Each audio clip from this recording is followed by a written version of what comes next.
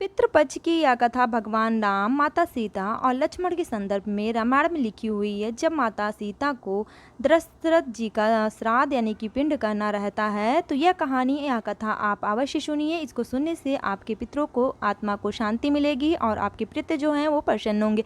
तो जिस दिन आप जिस तिथि में श्राद्ध कर रहे हैं उस दिन भी सुन सकते हैं, या फिर पितृपक्ष के किसी भी दिन ये कथा आपको अवश्य सुननी चाहिए। चलिए स्टार्ट करते हैं कथा। उसके पहले राधे राधे।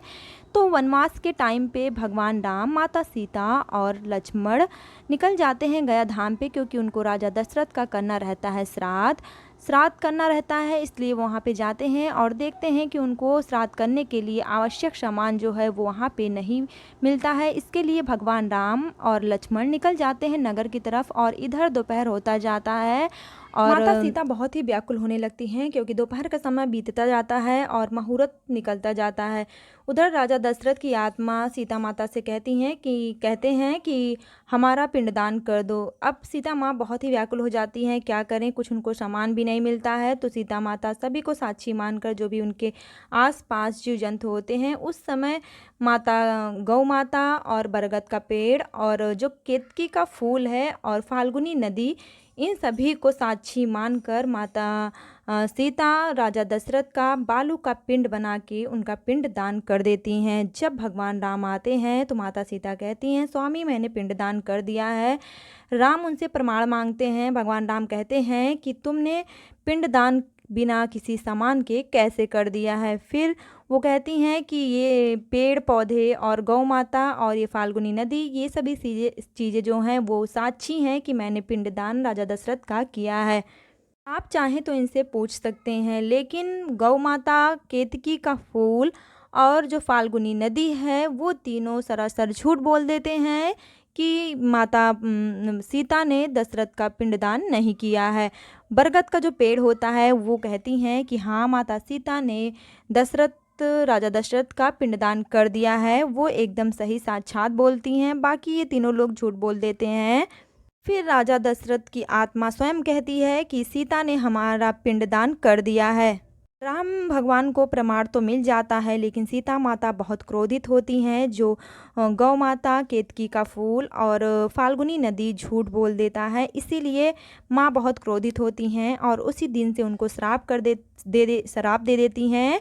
कहती हैं, गौ माता बहुत पूजनीय हैं आप, फिर भी आप जूठन आपको खाना पड़ेगा, क्योंकि आपने असत्य बोला है।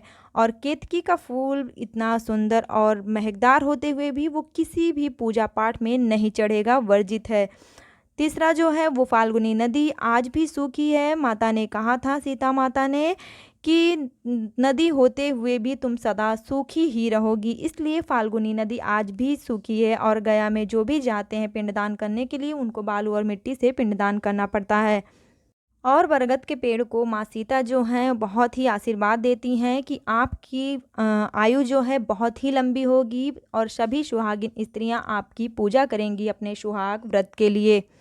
तो इसी श्राप के कारण आज भी गौ माता को जूठा खाना पड़ता है। केतकी का फूल किसी भी पूजा में चढ़ाना बिल्कुल भी वर्जित माना जाता है, और जो फाल्गुनी नदी है वो आज भी सूखी ही रहती है। तो इस तरीके से सीता माता ने राजा दशरथ का पिंडदान किया हुआ था, जो राजा दशरथ बहुत ही स्वीकार किए थे, और भगवान राम और लक्ष्मण को उनका प्रमाण भी मिला था। तो यह कथा जो है पितृपक्ष की है, और यह सीता माता, भगवान राम और लक्ष्मण की ये कथा आपको कैसी लगी बताइएगा ज़रूर। पितृपक्ष में किसी भी दिन, किसी भी तिथि आप ये कथा सुनिए, बहुत ही फलित होता है। और जितना हो सके इस वीडियो को आप शेयर कीजिए, जिससे ये कथा बहुत सारे लोग सुन सके और आपको और हमें पुण्य मिल सके। और जो भी ये कथा सुनता है, उनके पितृ जो होते हैं बहुत ही खुश होते हैं, उनकी आत्मा को शांति मिलती है। तो चैनल को लाइक, सब्सक्राइब, शेयर करना बिल्कुल भी ना भूलें।